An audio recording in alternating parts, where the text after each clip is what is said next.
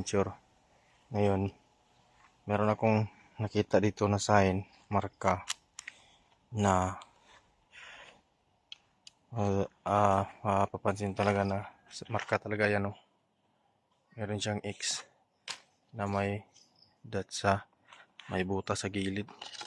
Pero yung pagka-X niya, mas mahaba yung isang parte. Pero hindi siya nakatagos dun sa kanto. Ayan. Ibig sabihin, X talaga siya. Pero mayroong printer na mahaba. Ito sana. Kaso yung dot is nasa gilid. Pero, kung ito yung titignan natin mga ka-adventure. So, nasa malapit lang yung nakabaon dito. Pero dito mga ka-adventure, kung titignan natin, meron ditong maliit na paa. Yan o. Meron ditong maliit na paa mga ka-adventure. Tapos merong butas dito. Isa lang yung daliri niya. Tapos sinukat ko to. Isa yung daliri. So wala dito 5 meters. Kasi isang daliri 5 meters. So wala dito. Yung direksyon natin papunta dun. Yan o mga ka-adventure. Papunta dun. Doon. Sa direksyon rin kung saan yung butas papunta dun. Sinukat ko to 5 meters mga ka-adventure hanggang doon sa may malaking batong yun kasi andito yung butas diretso doon. Sinukat ko to mga ka-adventure dito yung 5 meters nya itong portion na to. Ito mga ka-adventure, tingnan nyo, dito yung 5 meters nya mula doon. Dito yung 5 meters. Mapapansin niyo mga ka-adventure, meron tayong makikita dito na yan, butas. Pero yung butas niya mga ka-adventure, nakatingin sa baba. Yan o, nakatingin sa baba dito. Tapos ang nilinisan ko to, meron ako nakuha dito na palayok na biyak. Yan o mga ka-adventure, palayok yan, biyak na palayok. Tapos pag dito tayo nakatayo mga ka-adventure, kung papansinin natin yung bato na may ganyan siya, bato na may paa, meron yung nakasulat na marker. Pag dito ka makatingin, letter I, yan, ibig sabihin under. So meron deposit under. Ang tanong, saan kaya?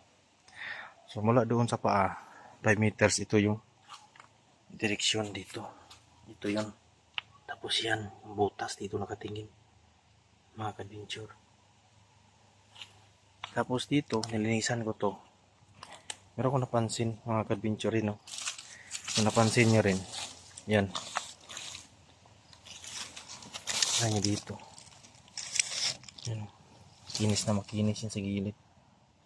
Yan. Tapos, mayroong dot dito. Pag tinignan mo ito ng maayos, ito, sinadya talaga itong basagin na yun. Binasag talaga yan ang sinadya mga ka-adventure. Para maging ganito yung itsura niya.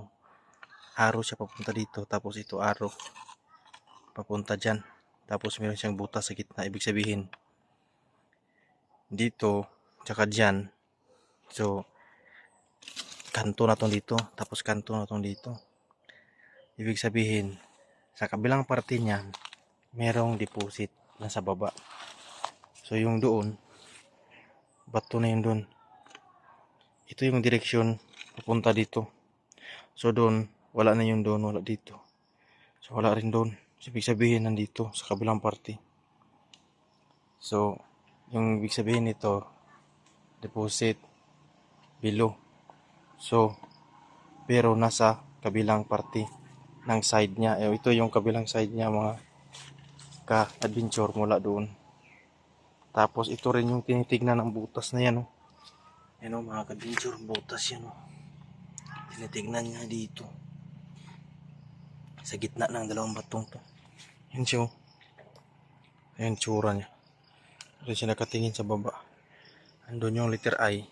Tsaka yung paa na dito yung direksyon. So yung paa, unang marker na yon na nagbibigay ng direksyon at saka bilang kung saan siya pupunta. So pagdating ng 5 meters mga ka-adventure, dito siya, dito yung tansi sa 5 meters, tapos dito rin direksyon ng isang daliri niya. Tapos so isa na yung na marker na nag-confirm na meron, posibleng merong deposito dito. Tapos yun na dito nakatingin yang letter I na yan. So deposit under ang ibig sabihin yan mga ka-adventure. Pangalawang marker na yan. Pagdating dito sa exact measurement niya doon sa paa, meron tayong makikita na confirmation marker. Ayan na down yung pointing niya, hindi siya papunta dito kasi nakababa yung butas, nakatingin siya pababa. So andito, so pangatlo na to na confirmation na possible meron ditong nilagay. Tapos meron nilagay na artifacts, broken artifacts yan. Ano yan siya? Banga na biyak, yung bunganga niyang banga na biyak, ibig sabihin bunganga, so opening.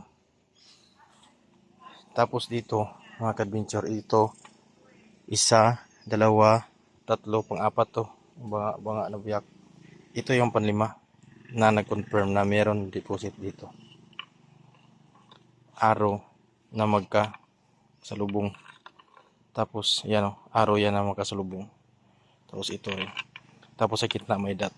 So merong deposit dito sa kabila na side. Kasi nandito siya na side. So sa kabila na side nandito. So merong deposit sa kabila na side. So isa, dalawa, tatlo, apat yung letter I, panlima yung paa na maliit. Tapos pang-anim yung X na yung butas is dito yung direksyon.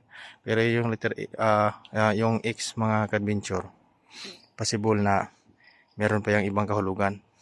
Either nandoon or nasa likod niya. Kasi ito ay maliit lamang na deposito. Kasi yung marker niya ay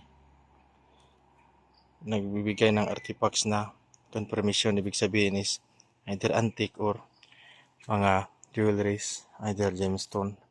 So ibig sabihin yung X is meron yang dala na big deposit. And dito lang yan sa palibot na ito. Yan.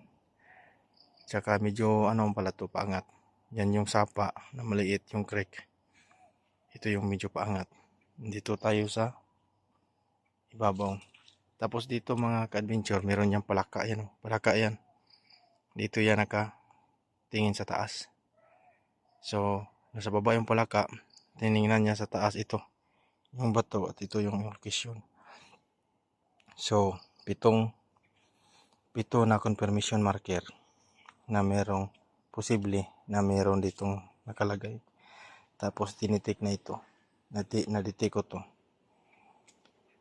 Ito yung detection talaga dito talaga.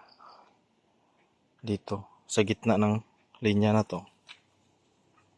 Tsaka dito. So possible na meron ditong laman. So ito is susubukang trabahuin. Sana gawaan tayo. Kasi dito mga ka-adventure, meron ditong sa likod ng X, ayan, meron dalawang guhit, ayan tapos merong guhit dito na isa, para siyang muka pero yung mata niya is nakatayo. Tapos meron dito, tapos merong linya dito. So chichik ko pa to dito kasi marami anomaly dito banda, baka meron rin nakasalpak dito. So maraming salamat mga ka-adventure, saka sa lahat ng nanonood na aking channel. Paki-like talaga ng video at paki-subscribe sa hindi pa nakasubscribe. Maraming salamat sa lahat ng nanonood. Happy hunting sa inyong lahat.